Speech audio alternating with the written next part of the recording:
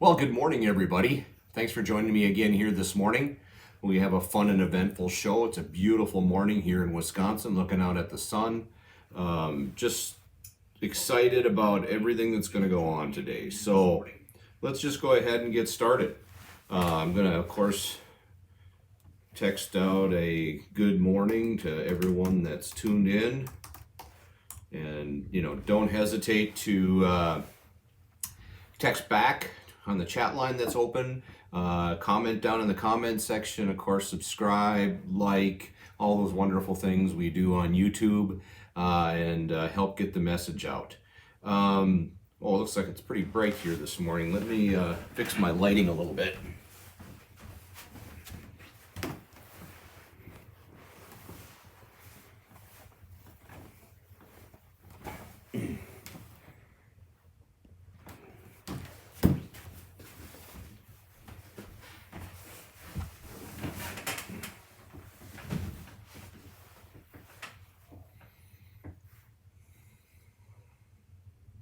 All right, I think that looks better. Waiting for me to catch up. Yes, that's much better.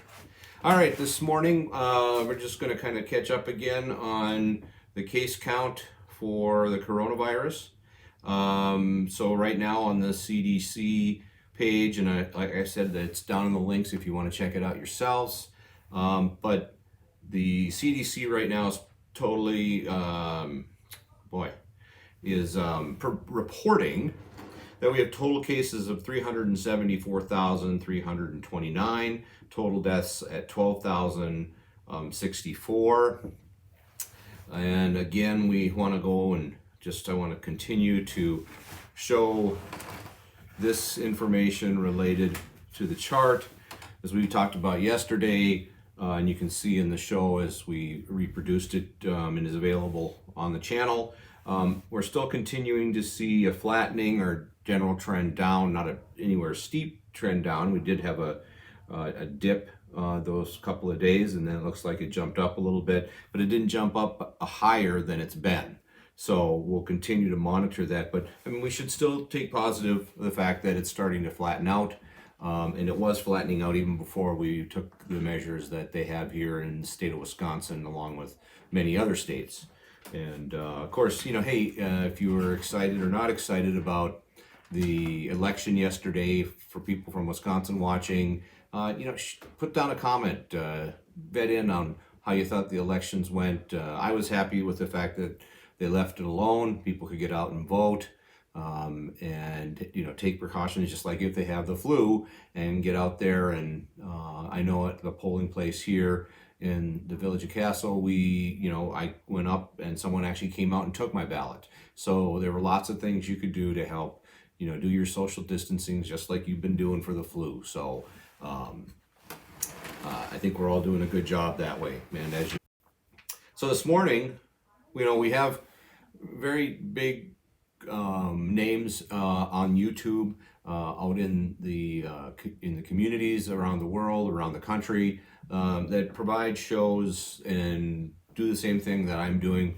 Do a lot better job in some cases because they have a lot more money and they've been doing it a long time, and I'm just getting started. And yesterday we took a shot at Philip DeFranco, who's been putting a lot of very skewed information out there.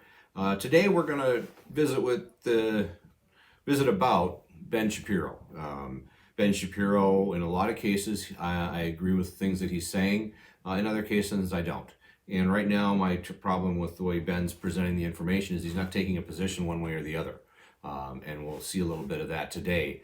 Either we are bracing for the worst week of our lives, or the data is being changed, the models are being changed. So that's a positive thing. So it's not consistent in the message that's being put out there. So just want to, kind of go through that and give my thoughts on some of the things that Ben's saying today. Or actually, he said this yesterday.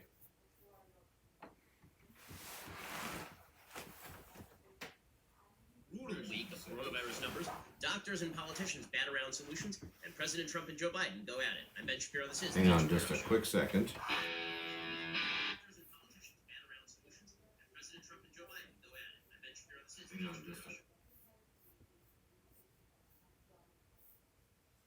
Okay, I had to shut off my feed because I'm getting a lot of feedback.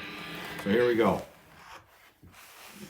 The Ben Shapiro Show is sponsored by ExpressVPN. Surf the web with peace of mind. Sign up right now at expressvpn.com/Ben. It's expressvpn.com. Lots of ads. Well, I hope that you had a wonderful, relaxing weekend, which was exactly the same as your weekday now. I mean, it is incredible how all the days just sort of meld into one another. Particularly if you have children, then there is no day. We are all just living one long day. That is all that is happening right now. Just the longest day. And this is supposed to be the longest week. And pretty much everybody is in agreement that this week is going to be very, very bad in terms of the coronavirus numbers. We've seen over 1,000 deaths, most of those in New York City, over the course of the last 3 or 4 days. Our current coronavirus count right now is well over 9,000 deaths. Have we surpassed 10,000 deaths in the United States at this point? If not, then we will today. The United States is standing, as of yesterday, at 9,679 deaths. There were about 1,100 to 1,200 deaths yesterday in the United States from coronavirus. There's a little bit of good news, and that is if you look at some of the models that are being used here, they're being revised downward. So the model that comes from University of Washington, that's the model, the so-called Murray model that was being used. So my challenge here is, once again, as we can see, if you watched yesterday, Philip DeFranco has no charts. Ben Shapiro has no charts. He keeps referring to these models that we're all supposed to be taking our information from and, believing that it's in the best interest of the country to be making the decisions that are being made. And he'll talk a lot about data in the show today, but he presents no data other than what he's reading. So unlike with my show, we take a look at the CDC. I show you the charts. You're getting the information not from me, but right from where it's being produced. And it's not skewed by me because I'm showing you, here's the chart. My problem here is that we have no baseline. We started this adventure a couple weeks ago with everybody on the doomsday, and we're going to lose 250,000 people, and there were no charts. And there was no projections made, which are all made. I mean, in order for them to come up with those kinds of numbers, 250,000 people aren't going to die in one day. They're not going to die in 1 week.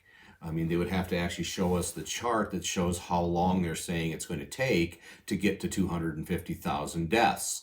And at our pace, it's going to take a long time. So is the reason that, the media and the reason that the president and the CDC are not putting that information in front of us is because they don't want us to know. They don't want us to be believing we could be stuck in our homes because they're going to make those kinds of decisions for us for a very long time, because we're still not seeing any end to this, and our governors across the country can change the end date whenever they want. I mean, they could stop it now if they wanted, but they're not going to, and they could extend it every month. We could get within a week of when it's supposed to be over, and we're supposed to be able to move freely around the state or around the country or whatever, however we want.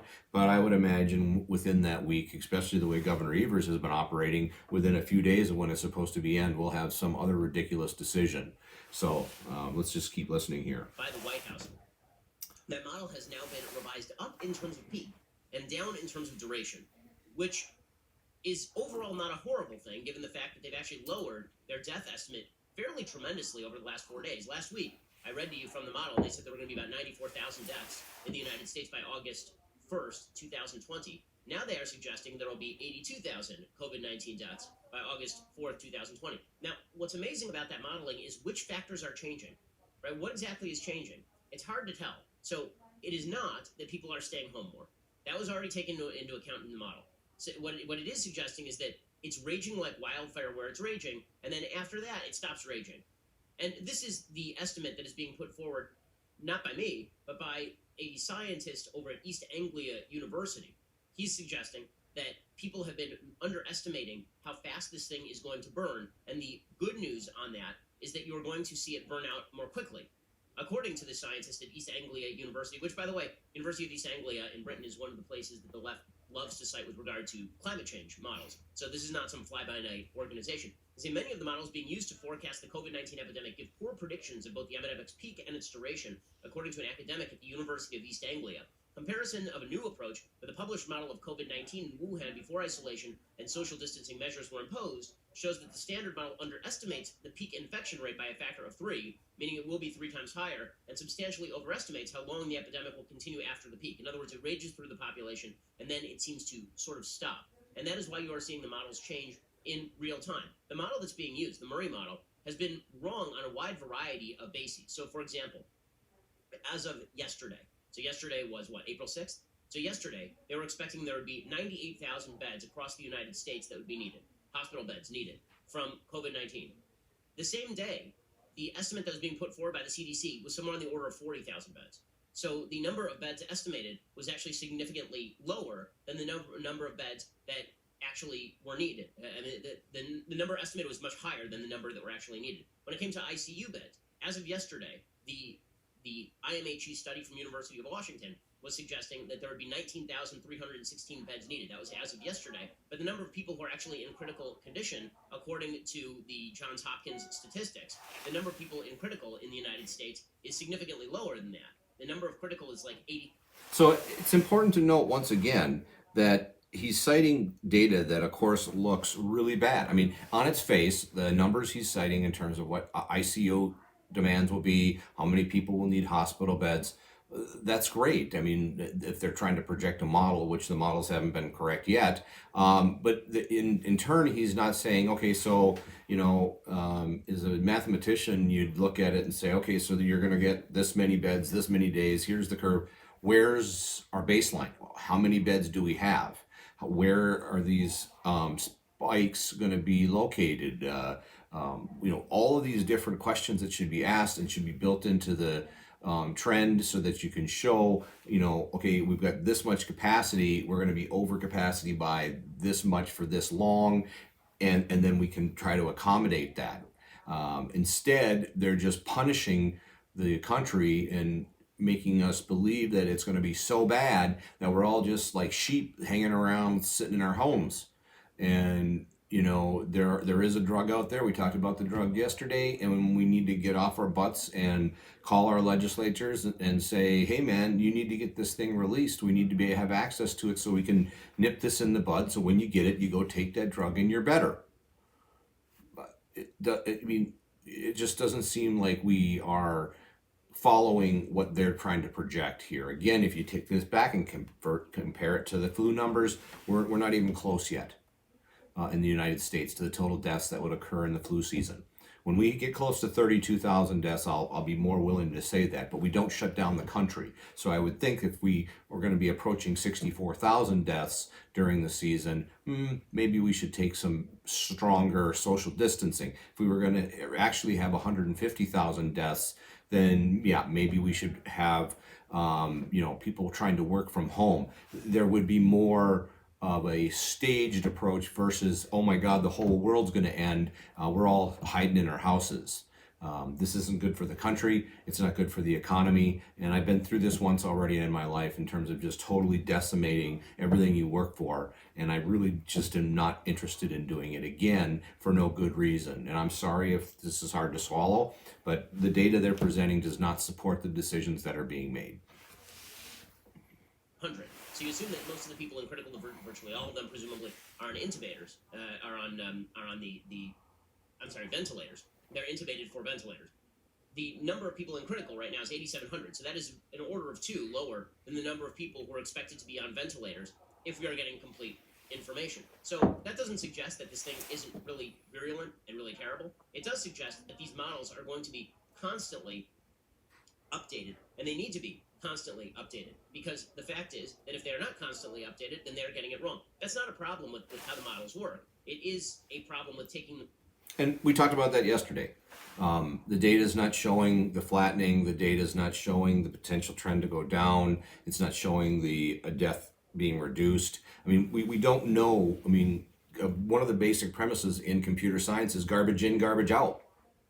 So if they're just shoveling garbage in here because they want to manipulate the output, they can change the data any way they want to show the trend. And we somehow have to trust that that's accurate with nothing being shown. I can't find a single website that shows these models and shows that data. But if you found it, it'd be awesome if you, put it down in the comments or put it in the chat.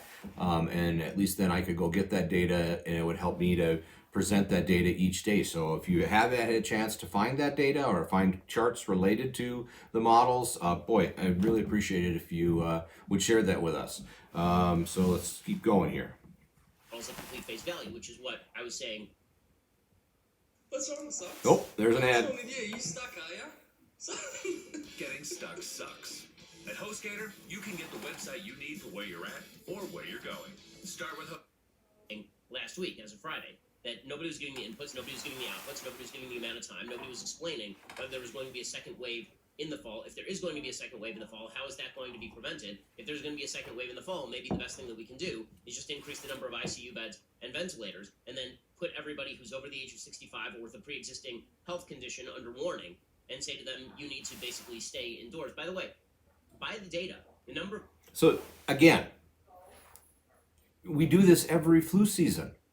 We're acting like somehow that we're doing something magically new, that people who are older, who feel like they have troubles with their respiratory systems or they're not feeling well, will hide themselves during the flu season, or they'll go get a flu shot. So maybe we all need to be getting flu shots. Maybe it will help in fighting the COVID virus, along with the drug that they keep talking about, hydroxychloroquine, and the two combined will be enough to help people get through it like we get through a cold or a flu all the time. I mean, it's interesting how we watched the ads of people just miserable for days.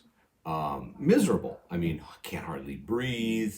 They feel like they just don't even want to get out of bed. In some cases, we used to talk about it, feel like they want to die. I mean, we all know how we feel when we get the flu, but we know that if we take care of ourselves and make sure we stay as sterile, if you will, as possible, you'll get through it. And we all know how contagious we are when we have the flu. So none of the things that are being presented or are portrayed in these reports from the president, reports from Fauci, reports from any other group trying to say they're an expert on this is anything different than we would normally have for the flu.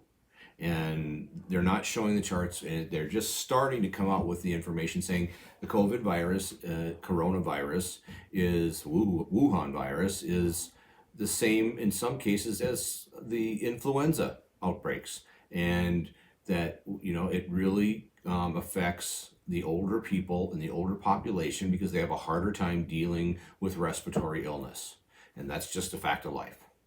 So I mean, they have to take more precautionary steps than potentially someone who's in their 30s or their 50s. And as always, it's just like people who don't go to the doctor. If you feel like you're getting sick, you should probably stay home. Take vitamins, drink orange juice, take a walk, get out in the sun. Do all the things you don't do because you think you need to work 12 and 15 hours a day.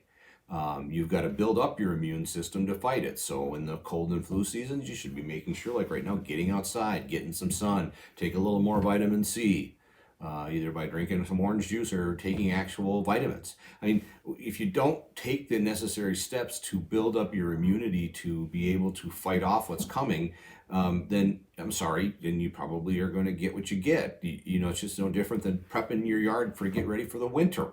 I mean, you need to prep your body to be able to fight off whatever comes its way, and in most cases, you'll be fine. In some cases, it doesn't work out. I mean, that's just life, and we can't be creating all this fear and then saying the same things that we do for the flu and then acting like somehow this is going to be so worse, and that we needed to shut the whole damn country down for this.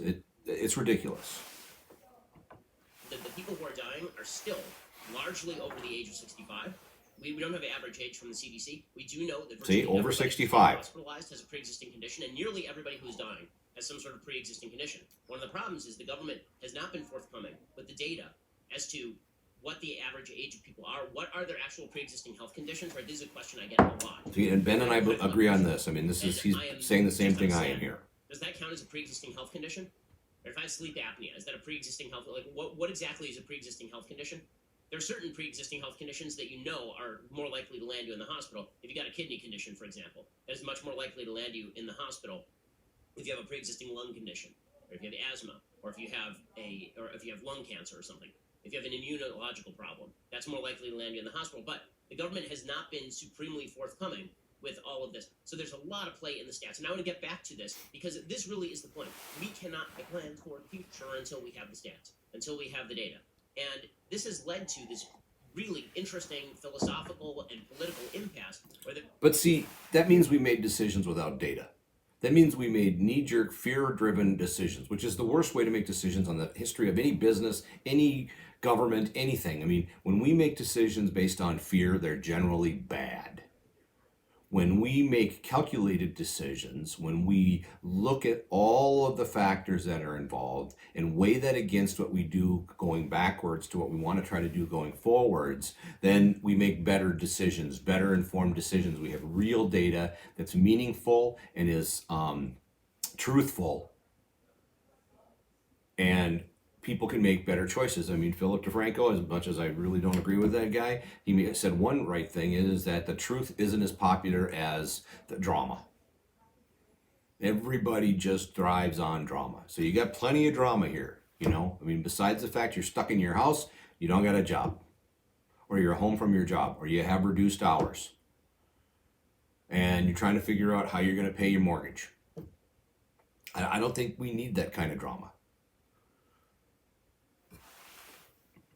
People saying, well, the data aren't in, and we are destroying 28 million jobs over the course of 3 weeks for the sake of data that we don't have. And the other side saying, well, yeah, but if an asteroid is headed for Earth, then we have to shut everything down until we have more data. Now, the happy medium of those positions is, okay, how about we shut everything down temporarily until we have the data, and then we ramp up the data right now. Right? The data is what we need. And as we'll see, this is the solution that is now being proposed by a wide variety of people, ranging from Scott Gottlieb over at the FDA to business leaders all around the country. And how about we don't shut down because we don't have enough data? I mean, it seems like the media is trying to spend a lot of time catering to people who, you know, think it's really a good idea we're doing this because we're all going to die. And other people are, and then trying to also go to the audience that's saying you're out of your freaking mind, you're not using proper data, you're not taking into account that everybody gets the flu. It could be reality. Everybody's going to get COVID-19. That's just maybe the reality. I mean, we can do all of this, and then the minute we all start interacting again, it's just going to spread like it does when we all have the flu. And then we're going to need to take hydrochloroquine, and, you know, take care of ourselves and take vitamins and drink some orange juice and get some sleep.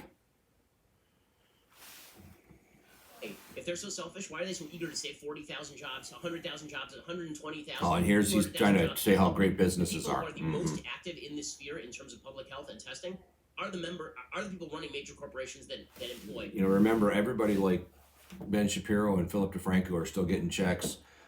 They're just as happy as punch to be at home doing nothing, but producing their TV shows and producing their YouTube channels, because they're still getting a check. They're still making money. I mean, he's making money every time that ad comes up when I'm trying to do my presentation here. So I really have a hard time with people who are still making money, making decisions for people who are trying to figure out how to get back to work. Tens and hundreds of thousands of people. Right? Those are the people who are kept up most at night by this because they recognize how many lives are on the line. We're going to get to more of this in just 1 second. First, let's talk about the reality of the fact that you're online right now, and that means that malware is a supreme threat. Malware is a really bad threat, and it's constantly morphing. You can download some of the antivirus programs on your computer, and they're just not that good because they're only This is an ad updated again. like once every 3 years, and that means that as these viruses change online, they can grab your data. They can. One of the things that they've been doing is actually locking you out and taking hostage your own data. What they'll do is they'll actually hack your computer, and then the malware will lock you out of your data unless you pay a ransom. It's called ransomware. Well, there's a better solution than going and downloading some crappy free antivirus thing for your computer. Instead, what you need is actual security software from PCmatic. It's a whitelist next-generation antivirus designed to stop modern threats like ransomware. Independent testing from AV-Test just named PCmatic as a top performer in the cybersecurity industry, giving it the Best Performance Award for 2019. And again, it's a whitelist, right? Not a blacklist. Traditional security software relies on a blacklist of known malware, but that list is always changing. PCmatic is that whitelist next-generation antivirus. PCmatic's competition is made in foreign countries, many where the viruses originate, so A lot of them, the viruses come from there. They're like, hey, we have a program for you to stop the virus. How nice. PCmatic, however, is made in the United States. It blocks annoying and malicious ads for hassle-free web browsing, makes your computer faster and more reliable, even after years of use. If you've ever had malware on your computer, it's just a nightmare. Get PCmatic and prevent it from happening right now. PCmatic is just $50 for 5 devices for 1 year, which is really not a lot of money to pay for the security of knowing that you're not going to have malware on your computer and have to take it down to the stress. With a full 30-day money-back guarantee, if you act right now, PCmatic has offered my listeners a free month of security protection. Okay, excuse me, I gotta let my with the dog purchase outside. of an Right annual back. license. To access the offer, head on over to PCmatic.com/Ben. That's PCmatic.com/Ben again. And that world-class security that keeps your computers running great. Go to PCmatic.com/Ben. I love it. It's on my computer now. I've started using it. It keeps me safe, and I really appreciate that. Alrighty, so back to some of the information about the modeling. So when it comes to how we model this sort of stuff, there's a few statistics that we absolutely need that we don't actually have right now, and they can only be achieved if we go heavy on the data. Right? That's it. Right now, our number one priority, other than just increasing ICU beds and ventilators and making sure that people who need the care get the care, should be the randomized testing. It should be developing a serology test that can tell us how many people actually have this thing. That's going to wildly change your strategy. What if 50% of the American population already has this thing? Right? 50% of the American What if 50% of America is actually immune to this? population already has this thing, then you kind of just want people to go back to work, because then if they infect a few more people, you get herd immunity. Right? If only 10% of the American population has this thing, maybe that changes your strategy in the other direction. Or maybe you look at the infection rates versus the death rates and you say, okay, well, the death rates are actually not that high, so we need to protect the most vulnerable and just assume that everybody's going to get it over the course of the year. Right? All of these questions cannot be answered absent the data. So, as I've discussed before, when it comes to the case fatality rate, when it comes to how many people are dying from this and how communicable it is, we don't know the actual numerator. There's an article in the Wall Street Journal today talking specifically about the fact that we actually don't know how many people have died from this thing. Right? We still are unclear on exactly how bad this thing could be. Actually, the New York Times reports the U.S. is undercounting the number of people who have died in the pandemic, according to experts. Quote, hospital officials, public health experts, and medical examiners. So now, here's one of my biggest concerns.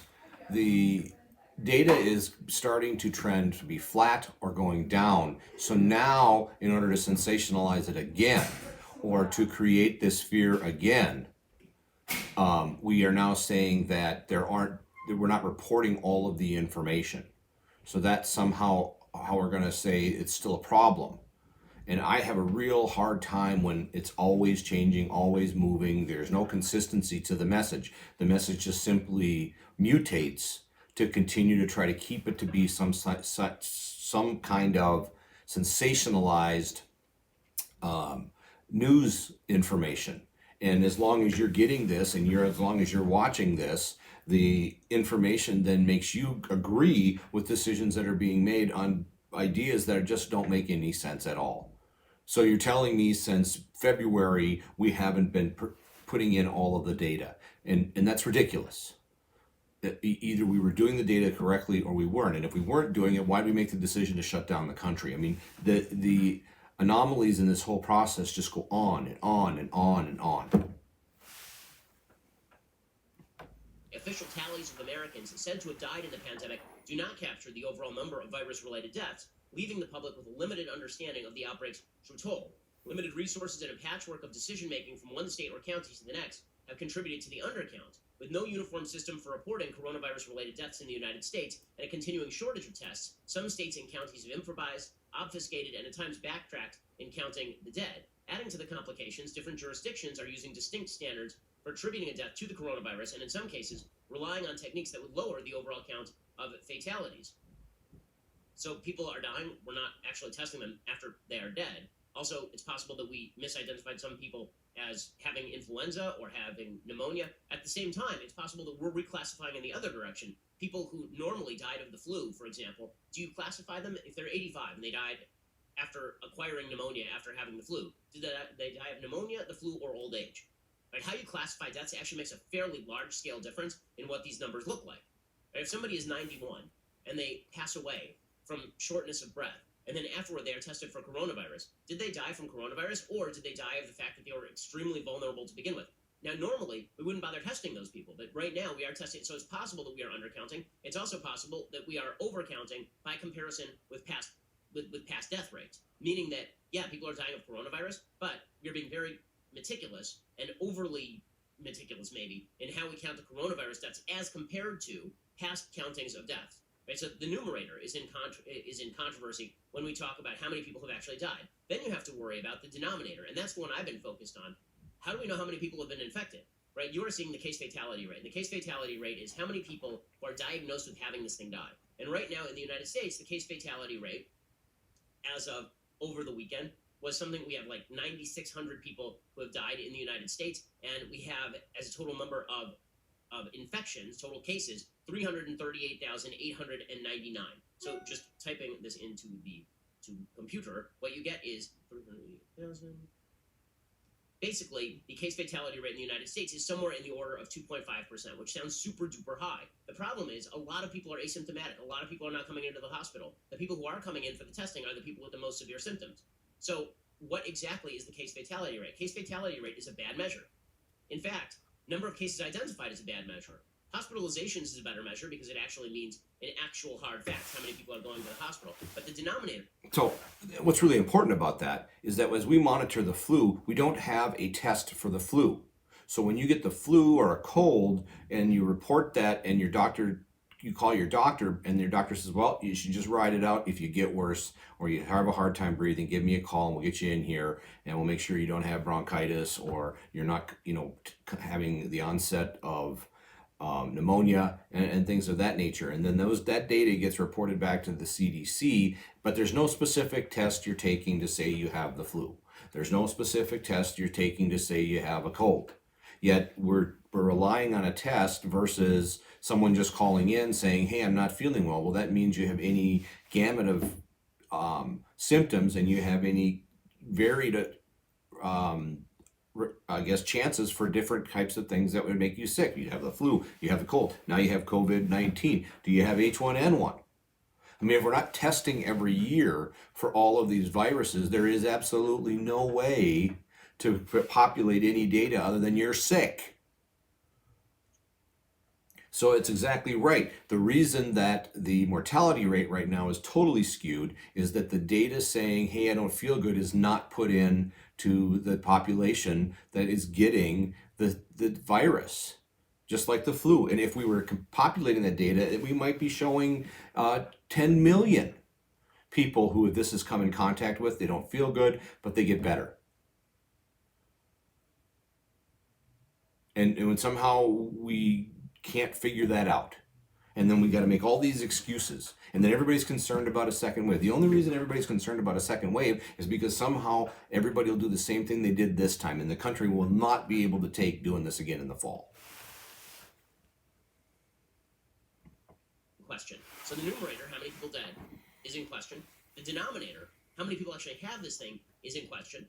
And then we actually don't know how the virus is spread because you're hearing everything from if somebody breathes on you within a 15-mile radius, you're going to die, right? Or you could be just walking along the street and you touches a pole and suddenly there's coronavirus on your hand, you wipe your mouth and you're dead, right? So we just don't know exactly how well this thing is spread. Best available data seems to suggest that you're basically okay unless someone coughs directly in your face and you're within 6 feet, or unless you are wiping your face constantly, if you're taking your hands and putting them on your face constantly. So if you hand wash a lot and you don't touch your face, your chances of getting this thing are extraordinarily low, unless someone spits or coughs directly in your face. One of the bad cases of an outbreak actually happened at a choir practice in Washington State. The reason being at a choir practice, what is everybody doing, right? Everybody is projecting. Everybody is singing very, very loudly. They're spitting, right? That's like you should see my screen after the show, right?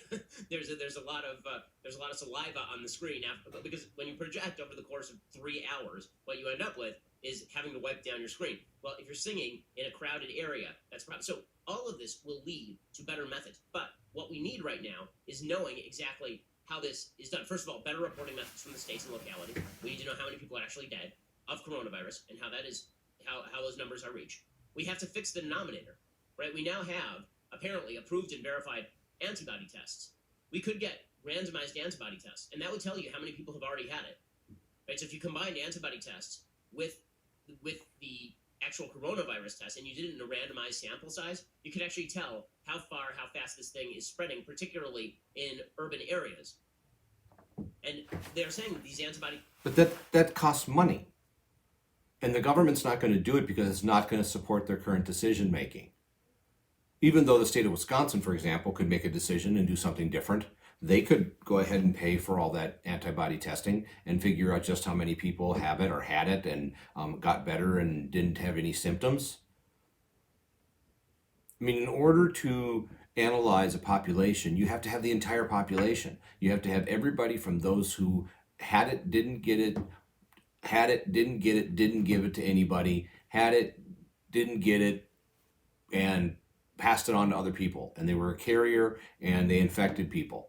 And as we talked about yesterday, I mean, when you think about a teller at a bank or you think at a teller at the grocery store, in terms of the spread, you can't say they're the same as somebody just walking out their door going to work. So there is no...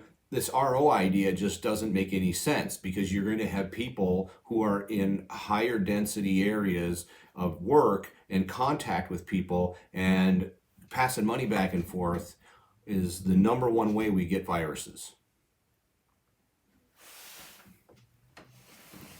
Pretty good. They're saying about 95% effective. By the way, it's a lot more effective than the actual virus test. The actual virus tests apparently have like a 20% false positive rate or a false negative rate, which is really insane. You could go in with coronavirus, take a test, they tell you you're all good to go. You go home and you infect your entire family.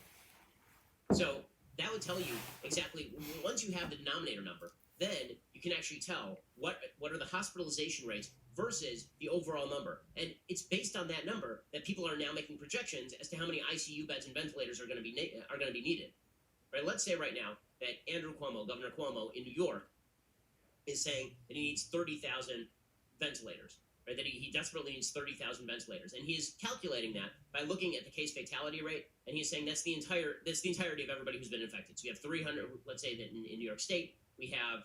I can actually check the statistic really quickly as to how many people have been confirmed to have coronavirus in the state of New York. In New York, that number at the moment, according, again, to the Johns Hopkins modeling and reporting, they say there are about 120,000 cases in New York. And they've had a grand total of 4,159 deaths. Right? So let's say that, how many people are in New York State? What's the total population of New York? Population of New York is... The total population of New York State is 8.6... Well, is that the city? That's the city. New York State. The total population of New York State is 20 million. It's about 20 million. So you figure 120,000 people have been confirmed to have this thing in a state of 20 million people. The case fatality rate right now is approximately 4,100 over 123,000. So the case fatality rate in New York State right now is about 3.3%. So if you figure 3.3% times 20 million, then what you end up with is a need for, tens and tens and tens of thousands of ventilators. Right? You figure that everybody who died needed a ventilator. So if that case fatality rate is 20 million times 0.03, then you're talking about a need for 600,000 beds probably. Okay, so he's figuring that not everybody is going to get it. Still, if you figured... Okay, so that conversation is just sensationalized because it's not everybody goes back out in the street and that day they're all going to get the virus. So all of that analysis has to be based on a progression of infection, meaning it's going to start slow, just like we see. It's going to ramp up as more people get it, but it's the need for equipment to help people get through it isn't going to be all one day. I mean, this could be 4 months, over 4 months. The total number of people needing ventilators will be 600,000, which is a ridiculous number because that's not an accurate representation of what's going to happen because, again, the population that he's using to determine that isn't accurate. So, the number of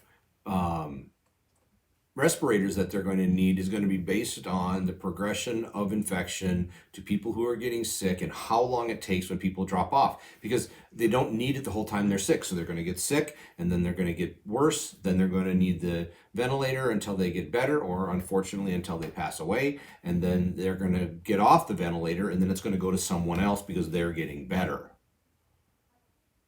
So again, no charts, no models, no information, just let's take 20 million times 3.5%. We're going to need 600,000 ventilators. No, sorry, you're not. Maybe you'll need 200,000 ventilators with that ridiculous estimate, because that's not what's being demonstrated across the world in terms of how many people are getting infected against the total population. And that's another thing that's not being shown is if the total world population's a billion people, then of a billion people, only 1 million have gotten it so far. Of the entire world that we have no control over. And people are moving around all the time. Only the people who are tested are the ones who are going to get it. You're going to get this extraordinarily high-end estimate for how many beds and ventilators you need. But what if that statistic isn't showing that tons of people in New York have already had this thing? Then you could actually lower the number of beds and ventilators that are necessary, and it doesn't look like 30,000. Instead, it looks like a lot lower than that, right? If you knew that the true number of New Yorkers infected is already 20 times higher than the number of people who they think are infected, well, that would completely lower the number of ventilators and beds you need. So all of this data is super important, and the government needs to do it now. We need large-scale antibody testing. We need large-scale serology. We need large-scale baseline coronavirus testing and randomized across the country so we actually can do it like polling, right? We actually need it in different places in the country so we can tell how fast this thing is spreading. And we need to know this stuff yesterday, right? And you're starting to see that this call is going out from pretty much everybody. Again, Bill Gates has been suggesting that he thinks actually that fewer people than the models show are going to die because he thinks that we're being pretty successful at quote unquote flattening the curve. Here was Bill Gates yesterday. I'm sorry, we're going to end it there because this show's a little bit over an hour long, and I'm not going to have time to go through his show in its entirety. And the last person I want to listen to trying to tell me what we should be doing is Bill Gates. Bill Gates doesn't even run a company anymore. He's a philanthropist. He is not a doctor, and it's an opinion, but it's being presented here like somehow Bill Gates magically knows what we need to be doing. I mean, the way he talks, he's talking as if he knows what will happen and that everybody should stay home. And again, you've got some guy who has just unfathomable amounts of money, and whether or not he shows up each day, he still makes money. And that's another problem I have is you've got this false sense of reality with people who are saying, oh yeah, just stay home. Oh yeah, you'll get through it. Yeah, I mean, sure. I got through it the last time and lost my home and lost everything I worked for, spent a bunch of money taking care of my employees. And in the end, I still lost everything. Yeah, I made it through it. I got no interest in doing that again. Unless there's a really good reason for it, and the data is just not supporting what we're doing. And of course, when you're watching on the news and they're telling you about people dying and all of that, that's, it always makes it look bad. But just like when we have discussions about the gun lobby and we have conversations about who should own guns, who shouldn't, we bring up numbers that are very gruesome, but they're not anywhere close to the other ways people die in this country every day. So while we always want to work towards making things safer, the idea that we won't have anybody die in a car, we won't have anybody die in a plane, we won't have anybody die from a disease is not realistic. And if we're going to make decisions to go to an extreme, there should be extreme conditions. This is all we're simply doing is monitoring in real time the effects of a disease that isn't doing anything worse than the flu. I mean, I'm going to keep harping it. 62,000 people a year die from the flu. We don't shut the country down. We don't stop moving around. What we're doing here is something else is going on. And we should be very concerned about it. And as far as I'm concerned, this is a dry run for the Democrats to see who believe in living in a socialist environment. This is a dry run to see if they can convince you that it's the right thing to do, because so far it seems like everybody's convinced. Well, I'm not, just so I'm out here voting for myself, and love to see your vote saying you're not either. And I do see, through my friend network and people who are my audience that we're not buying this.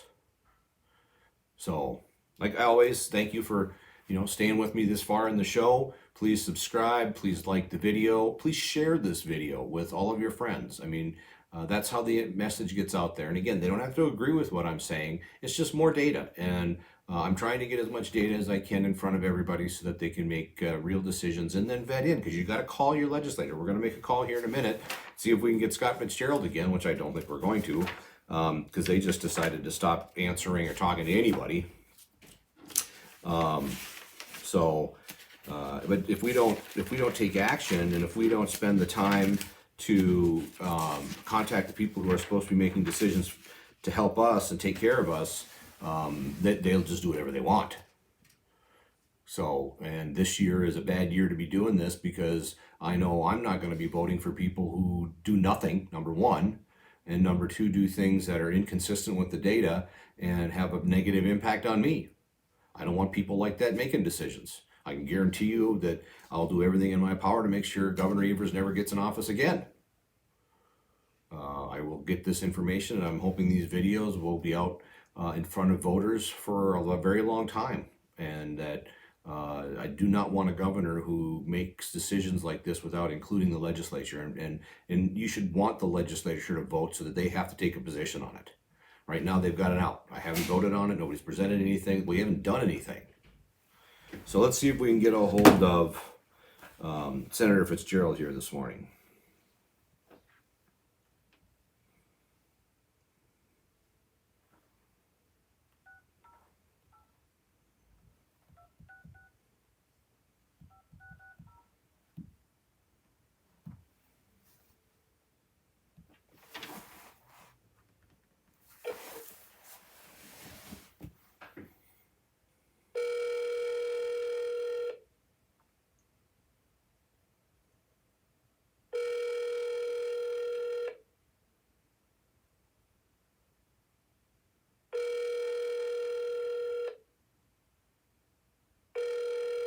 Hello, you have reached the office of State Senator Scott Fitzgerald. I'm sorry that no one is available to take your call.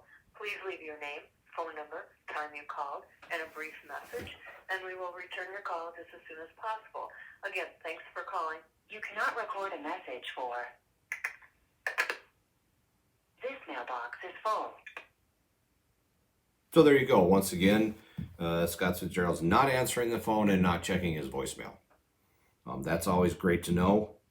Let's try Robert Cowles this morning, Senator Cowles this morning.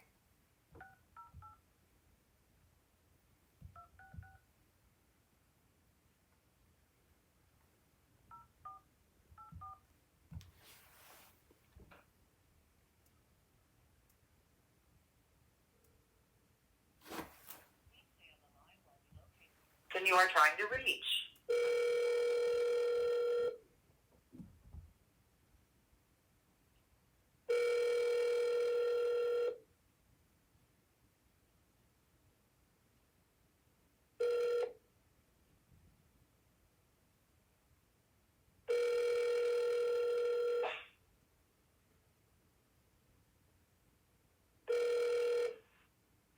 Good morning, Senator Cole's office. Well, good morning. This is Michael OPELA. I'm a host of a show called Here's My Issue, and you're live this morning. My show is based out of Wisconsin, and we've been trying to reach senators to get a better idea of what's going on and what decisions are being made, because we're seeing nothing in the news. Okay, I'm sorry, he's not in the office. He is in the district. Okay. So how would I get a hold of him? Right now he's taking calls from constituents. Okay. So are you guys back in session? Sorry, I don't know. How do you not know? I mean, is the Senate and the Assembly in session yet? I'm sorry, and my other line's ringing here. Do you mind if I step off? If you're going to hang up, then that's what you need to do. Thank you. Have a good day. Yeah, you. Bye. Well, that's an interesting call. So they're only taking calls from constituents, but they're not answering the call. And he didn't ask if I was a constituent. Moreover, he doesn't know whether or not they're in session. I mean, does that not raise a red flag for you? raises a huge red flag for me. And moreover, why isn't the media covering this? So I'm actually going to probably call News Channel 9 after I get off the show here and see what they're going to do to try to get this information out to people. Let's try one more person. Let's try Kathy Bernier.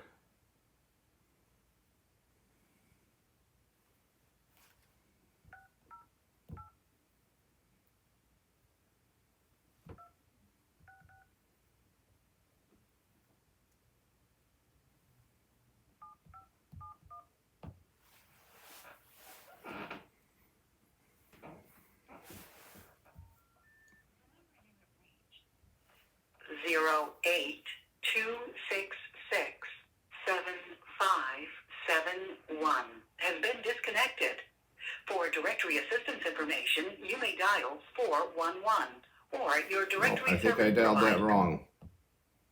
So let's try that again. 608-266.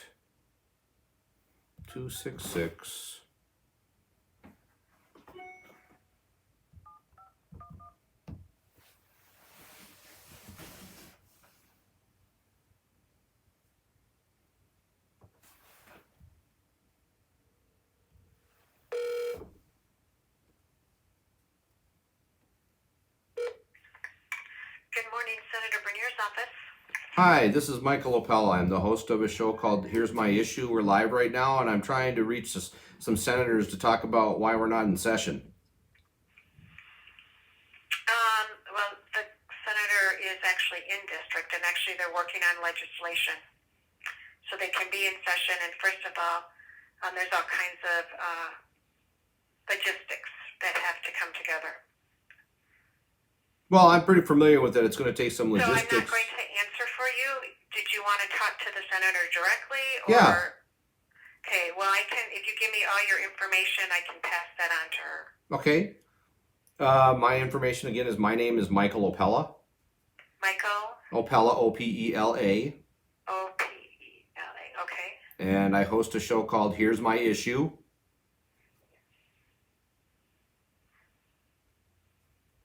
Okay. And my number is 715-352-0801. 0801. And are you on radio or TV or? It's a YouTube channel. And I have a podcast.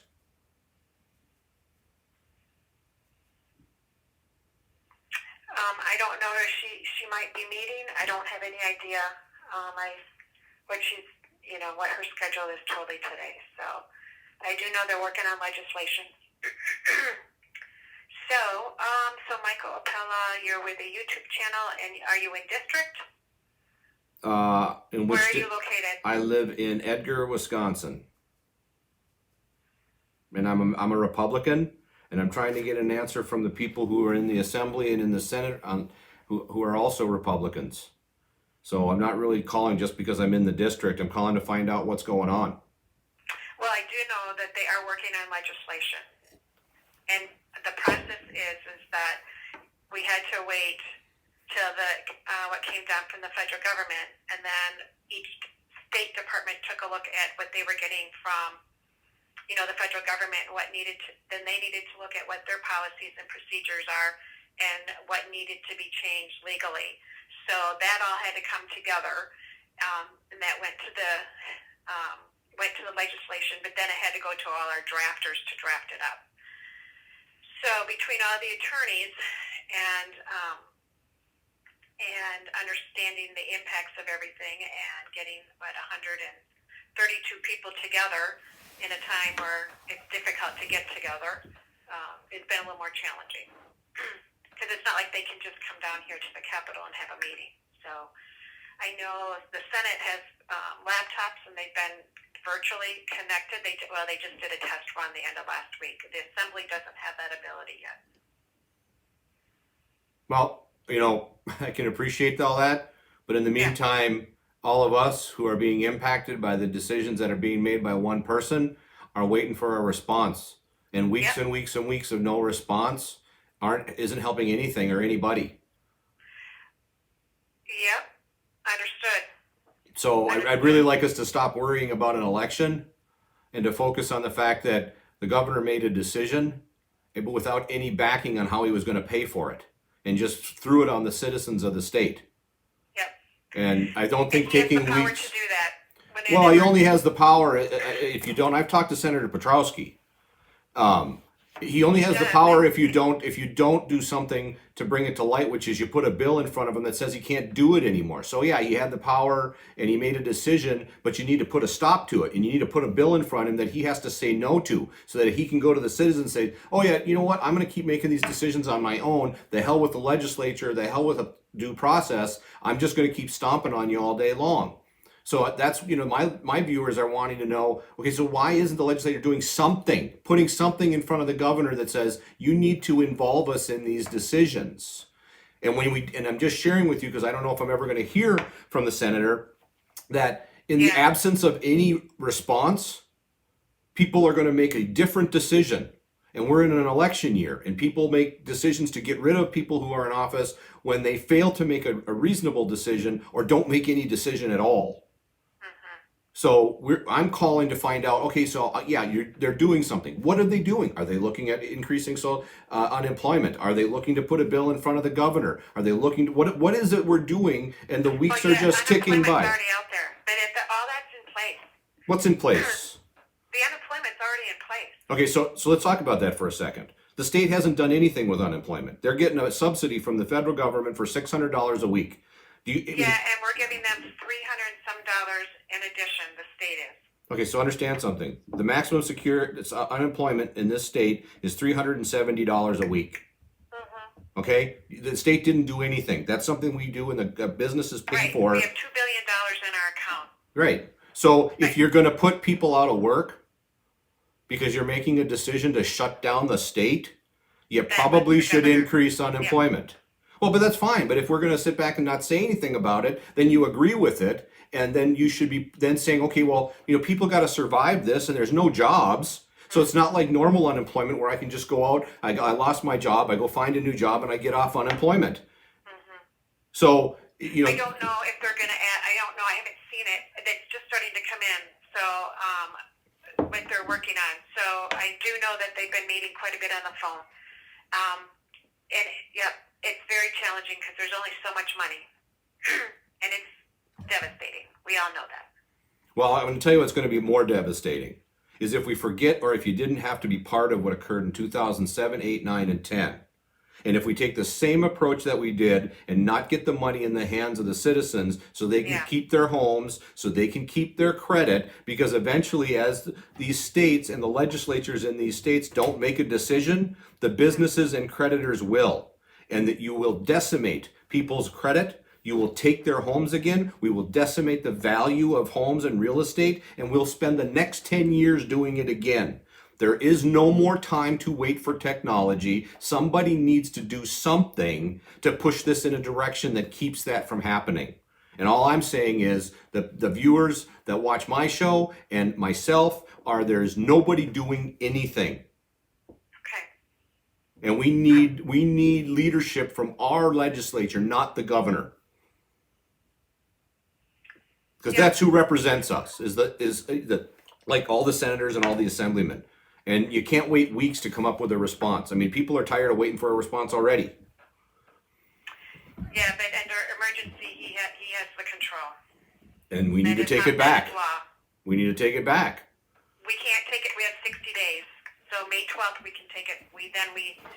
They get to step in.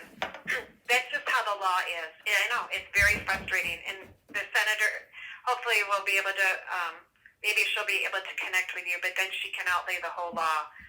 So, on what the law is. So that's what happened to the election. The governor can't change an election. So then you got to pull up your bootstraps and stop worrying about going in debt, because if that's what we've got to do to make sure that people turn this around when it comes back on, then you need to make sure people are making close to what they were making when they got shoved in their home. The governor wants to do this, well then fine. Then we need to spend the money to take care of the people. Yeah. They're having those conversations. So. Okay, well, you know what? I want to tell you something. I really appreciate you spending the time with me. I would really appreciate. I just that they are on it. Kathy just made a post to someone too just this morning that said we are, just like I said, we have 132 people, and it's difficult to get everybody to come to the table when you can't be together, and we all hear different things, and you have to know what the laws are and the statute. That makes it challenging. We've never been through this before to this extent, and so not a close down like this. So, well, I can tell you, if you don't increase unemployment on the state side, we're headed in the same direction. $600 and $370 if people are going to be in their homes and not able to work for the next 3 months. Within a month and a half, the banks are going to start foreclosing. They're stronger than they have been. So that's the word that we keep hearing anyway. So, Who's stronger than they have been? The banks. Okay, so let me share something with you, and I would appreciate if you'd share it with your senator. Here's the reality. The reason the banks weathered the storm the last time that was never talked about is mortgages are insured. The bank doesn't have any concern. Their only concern is if they get barred from foreclosure. If they can't foreclose, they can't collect on the insurance. If they're free to foreclose, they don't give a shit about anything. Because the reason that there were insurance companies that went out of business, some of the biggest ones in the country that were around for 150 years went out of business because the banks simply foreclosed on all the loans that they had out there that were insured, and they got not only their principal, but they got all the interest they would have earned on that 30 years. They were so flush and had so much money, nobody talked about it. So if you think the banks are saying they're in a good position, they know they're in a good position because every loan they foreclose on that has insurance, they get paid. They lose nothing. And that's why they could sell the houses for 1/10 of the value, because they didn't care. The asset meant nothing. They got all their money, and then they just dumped it. And I'll share something with you. I was in Phoenix when this all happened. My $1.5 million home sold for $250,000. Oh, yeah. Mm-hmm. Okay, so Yep. I do. if we don't look around this normal way we look at things like the banks, I don't care about the banks. I don't care about the business. I care about the people in Wisconsin. And you have to drive the support through the consumer and let it flow back to the business. This idea that we've got to prop up the banks will be propped up if people have money. When the money goes into their accounts, the banks have money. When the money goes into their accounts, the banks get their mortgages and their loans paid. And then we don't decimate people's credit. And then when we want to turn this around and things start going back, it will come right back and flow. But if we keep focusing on giving this money and support to businesses and insurance companies, there's no motivation. They're just going to do whatever they want, just like they did. I haven't heard the support. I mean, I can speak for my senator. I can't speak for. I mean, they are concerned about the small businesses. So, and I know I take those phone calls on a regular basis, and I have way before the Safe at Home shutdown, when the schools shut down. A lot of businesses that were involved in making money through schools, immediately they lost their livelihoods. So we are very well aware of what's happening out there, and has been way before the Safer at Home went through, which we found out about on Twitter. And as I say, the money shouldn't be flowing through businesses and the insurance companies. It needs to flow through the citizens, and the citizens will then flow that back to the businesses. It's impossible not to see that, because they got to pay their mortgage, they got to pay their electric bill, they got to pay all those bills. That money, when you circumvent the people, like somehow they're doing something wrong because you're going to give them more unemployment. None of us said we agreed with Governor Evers. None of us wanted our jobs to go away. None of us wanted to get locked up in our houses. So if the state's going to make a decision, they got to be just as responsible and take care of it on the financial side and get the money in the hands of the people. That's where it's got to be, because then it'll flow right back to the businesses. Right, agreed. All Many right. things have to flow back. So anyway, I will reach out to the senator, and hopefully I'll hear something. When do you need it by? It's not a deadline. It's not. I need it by to just keep this information in front of these senators and be able to show the people through my show and the ones that watch that we're getting some kind of response. I'm telling you, I've been trying to call for 2.5 weeks, and Senator Fitzgerald, his phone doesn't even pick up, and his email's full, and nobody answers. And they directed me to his public relations person, and I emailed him, and he doesn't respond. So again, in the absence of a response, people are going to make their own decisions about what's going on, which is right now nothing. Now I hear you. You're saying they're working on it, but there's no media. There's no like agenda. You know, there's no way for people to vet in and say, listen, the first thing you need to do to settle this down is take care of people who don't have a job. Take care of people who their companies. Well, but you can't think $370 a week is going to cut it, even with the $600 ad. Well, that's 600, so that's like 930. I mean, that's not a terrible income from those, first laid off were from restaurants, your wait staff and bars and restaurants, and now it's the small business. Yes, but Do you know who else is being laid off? well, everybody's being laid off. I was laid off at 3/18 last month. All right, and when they laid me off, I make $100,000 a year. I worked at Agri Industries. Yeah. Okay, and I have been looking for a job and had interviews in every single place that is got jobs out there. May have jobs posted, but they're not hiring. Some of them are saying they're not hiring until July. So to think that you don't have people who have lives that are based on incomes in excess of $370 a week, I don't even know how anyone would believe that $370 a week is a livable wage. No. Yeah. And even $1,000 a week is not really a livable wage because that's only $44,000 a year. So, the state needs to step up and make sure people are taken care of and they keep their homes and they keep their cars and they don't get their credit decimated so that they can have some hope of turning this around, because I'm not convinced anything's going to change in the next 3 months. And if something doesn't change to help people like me and people who are trying to make their ends meet and not lose their homes, it'll be worse than the real estate and the mortgage crisis. This will be just impossible. So you have a YouTube channel and it's called Here's My Issue. Yeah, Here's My Issue. And how long has this been around, Michael? I started this about 3 months ago. Okay, I'll take a look. Okay. All right. Again, I just really appreciate all the time. I guess we've been on the phone for 15 minutes. This is the longest call I've had in 2.5 weeks. Well, I'm just trusting that you're really a Republican and not going to do anything against what we had. So it's interesting, and I know not a lot of people know this, but I'm running for the House of Representatives for Sean Duffy's seat. Have been since the end of September. I was announced in the end of September, first part of October. So if you want to check if I'm a Republican, just look up my name. And there's lots of information out there that demonstrates I'm a Republican. Senator Tiffany won that. He won the primary, but remember, here's another issue. Yeah, so here's he ran the primary, so then you're a Democrat? No. Okay. No, I ran against Tom Tiffany and Jason Church.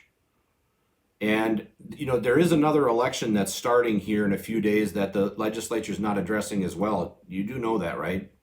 Well, there's one in May. No, that's the special election.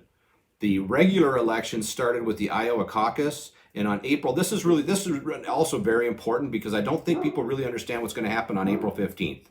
At present, April 15th is the opening date for nomination papers, and it's more than declaration of declarations. Yeah, I do know.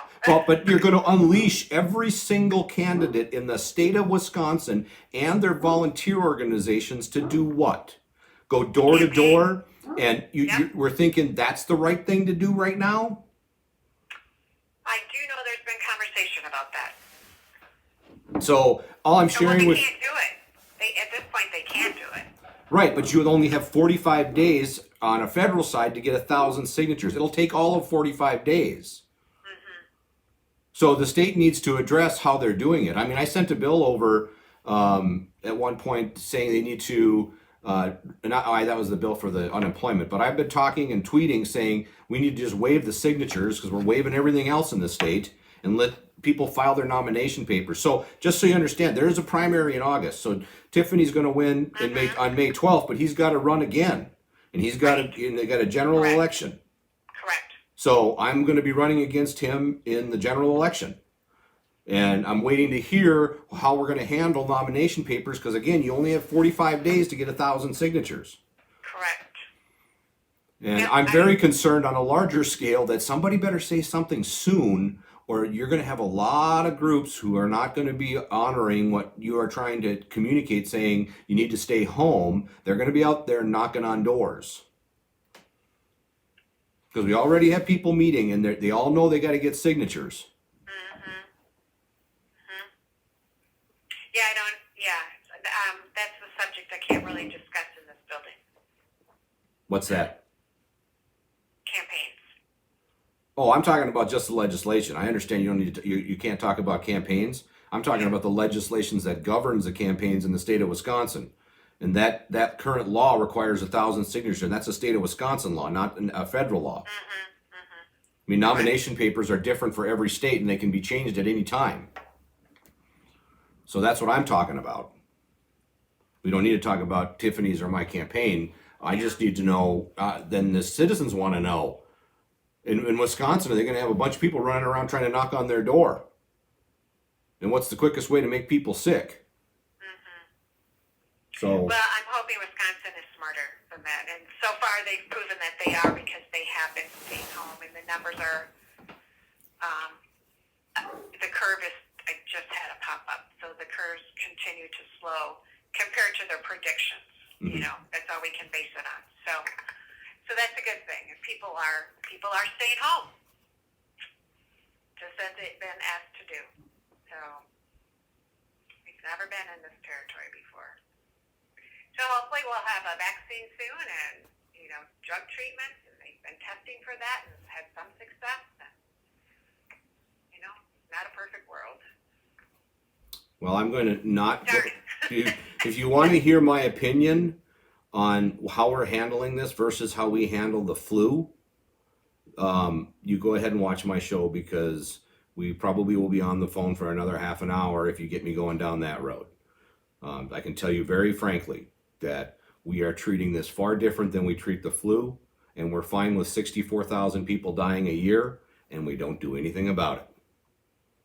So if you'd like to know more about that, just go ahead and watch my episodes, because I detail it in pretty much extensive detail from CDC data. Yeah, I actually am very familiar with all of that, and so is my boss. So anyway, okay. Interesting. All right. Well, again, thank you very much. I hope to hear back from the senator, and would love to talk to her on the show, and to cover these issues and find out, what direction is the legislature, the assembly, and the Senate thinking they want to go. And I think they're still working on all that. I do know that because I just had a conversation with her yesterday. But like anything, people want to know what it is they're working on, because the federal government at least sent out information saying these are some of the things we're proposing in the bill. This is what we're proposing, and we're not getting that information. So when you go into the newspaper or you go onto the web to find a news story that says, okay, here's what the assembly's doing, here's what the Senate's doing, here are the proposed bills, and here are the items that they're discussing. It then at least gives people the understanding of, okay, well, they're missing something, so now I'm going to call. Please put in there, you need to increase the weekly benefit. You need to get rid of the waiting period. You need to get the money out to the people. Well, I'm still waiting. I mean, I just got a check today. I've been laid off since the 18th of March. I just got my first check today. Yes, and I just want to say that based on the tens of thousands of phone calls and the filing, that it would probably be more than a week after you made your first filing anyway, just based on pure numbers that have come into the state. Prior to this happening, to this virus, the unemployment had only a little over 600 filings. That was it. Well, I understand that, but just know that it's all automated, and that's not the issue. I didn't get a check because of it being held up. It is. And it is. It's way more than that. Because I've been on the calls, and I work with DWD every day, so with constituents. So actually, I do know, and they've had to hire substantially more staff to help with the load. So, and they've done that, and they're hiring even more to help. So, and there are lots of glitches in the system because originally it wasn't able to take the load because we've never had that many people call at once. 19,000 people at a short time one day, and the system went down. Yeah. Of course it would. So, I mean, those are realities, and yep, everybody wants something, and it's never fast enough. It's hard to be patient because we don't live in a country that's used to being patient. So I know it's frustrating for everybody. I get it. So, and we're all frustrated. So, at different levels and in different arenas. So I will connect, see if I can make any connection with the senator, and then it might be an opportunity for you to have some contact with her. But they are working on legislation. I know that as we're speaking. So, and it may not be fast enough, in light, but in terms of the circumstances and the process they have to go through, it is what it is. So, and that's where we're at. So, anyway, Michael, it was delightful to talk with you today. I Thank learned you. a lot. And me too. And as I said, And I think we want good things for our country. So please extend to the senator my, let's say, how can I put this? That you need a raise. You've handled this very well, and you've been very open to conversing. If you watch my show today, you'll hear from Senator Cowell's office, the young gentleman that I tried to talk to, who told me that he had no clue if the Assembly or Senate was in session. And I don't know how you would be working at the office down at the state capitol and not know whether or not they're in session. Your answer was much more detailed and was open to saying, this is how they're trying to do it. So he was very evasive. So, I mean, you should take pride in the fact. Maybe he's been told to do that, and I probably said more than I should have, but the reality, I didn't say anything that isn't actually public. I don't think you said anything that it shouldn't be shared with anybody that calls you on any given day to try to give people comfort that something's happening. I mean, when you're evasive, they get nervous. I mean, and actually, the senator posted that out on Facebook, that she explained to someone, we are working, just because, we're not passing a bill every day, we are working, and that, she told them, there's 100, it's difficult right now, where there's 132 of us that have to come together with lawyers and, drafters, coming together, and in a time that our electronic systems aren't all connected, as, it's just different, and they are working. So, and I know she's on the phone all the time talking to people. So, anyway, they are working on it, and I don't know for sure when they're coming. They're coming, I don't know, very soon. That's all I heard, but I don't know what that means. But as soon as they can finalize a bill, and it's not going to be a short bill, it's a big bill. So, and you want to do it once, and you want to do it right. And all I'm saying is we should be getting the same transparency or more, because we're better than the federal government, to the people, so they understand what it is that's being worked on, because it's the only way we can say with better clarity. If there are items that we're concerned about and it's in the bill and it's being worked on, then they're probably not going to call you. Stemming the tide of the number of calls you're dealing with is getting a larger amount of information out to a larger group of people. So I would just offer that we need to get some information out to the people of Wisconsin, saying, okay, here's the bill we're working on. These are the types. I'm not asking for like specific detail, but there are going to be bullet points like, what are we doing with unemployment? Is the state going to increase unemployment? How are we going to help the people who are out of work? And I think they just made those decisions. That's what I'm getting to. I think they just got all the data from the state departments and what they needed. Mm-hmm. So that's what I'm saying. Yeah, and you understand, I'm talking about the state benefit, not the $600 from the federal government. No, I know that. I know, but you have to wait to see what you're all getting from the federal government and how it aligns with. There's so many different entities. That's all I'm saying. Mm-hmm. So many different entities to each department, and one thing leads to another that leads to another. And the attorneys, and then have to go back into statutes and see one thing changes, and then you might have to change it from another law in order to do just the pure fact that they're changing the income tax thing, right? So there's lots of things that have to be changed at the state level, and that will be in this bill that has to do with that. That's what I'm saying. Right. So for my part, there's two things I'm concerned about to stay focused. One is the state needs to increase the weekly benefit and then add the federal's amount to that. Two, we need an answer on what we're doing for April 15th. Those are the two main points I have. If that helps the senator think she could take some time to talk to me and we could talk about those two issues. Because I know she's very busy. And I understand Yeah. she's talking to a lot of people. So as much as I'd like to talk about everything with her, I understand I'm not going to get that. And if it helps to say that she would, talk to me during my show on those two topics, that's great. I mean, anything's better than nothing. Yeah, weekly unemployment benefit and April 15th signatures for the federal. Absolutely, that would be super. Okay. All right, I wrote it down. Okay. I'll see if I can get in touch with her. I mean, I will eventually. Yeah, what's she your will name? My name is Denise. Denise. Okay, Yeah. great, Denise. Just so when Yeah. I talk to her, I can tell her how great you were. Oh, well, don't tell her any. Yeah, I everything won't say said anything actually at all is other valid. than that. I will not say anything other than you were great. And the people of Wisconsin deserve the open conversation that you have. I feel the number one responsibility of the people we elect and the people that work for them is to not keep secrets. The secrets create doubt. The secrets create Right. fear. The fact that you're open has already made me feel better that there's at least one group of people there who are open to telling people what's going on, try to provide the information they have, and not be evasive or not answer the phone. The best thing you did was answer the phone. The second best thing you did was spend the last 29 minutes with me. Your senator should Yeah, be... you're lucky because yesterday the phone was ringing off the hook and I wish I had 29 minutes. Well, then I'm glad I was lucky. Lucky for me today.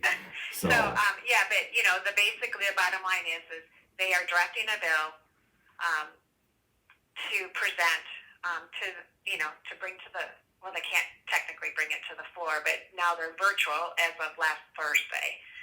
So we have an amazing LTSB department that's been able to do that. Most people are not working in the office, and that's a big piece of the puzzle too. Most are all working from home. We only have one person in the office a day. The rest are working from home. okay. So there's only a handful of offices actually have a live person in their office. Well, in the interest of all the people of Wisconsin, I'm going to say thank you very much. And I Okay, look well, forward to hearing from the senator, and please keep up the good work, and I hope to hear from everybody soon. All right, you take care. You too, Denise. Okay, bye-bye. Bye-bye. All right. Well, that was much longer than I thought it was going to be. That was fantastic. And on that note, I've run way over today. Hope everybody's enjoyed the show. And for all of you that have stayed tuned, you actually got some exciting opportunity to hear from at least one of the senator's offices that was willing to answer the phone and spend 30 minutes with us. So I know she's very busy, but if you ever have a chance to talk with Denise in Senator Bernier's office, please, extend that same information saying, good job. Thanks for being there. Thanks for telling us what we need to know to help us understand what's going on. Please subscribe. Please like my video, and we'll see you again tomorrow.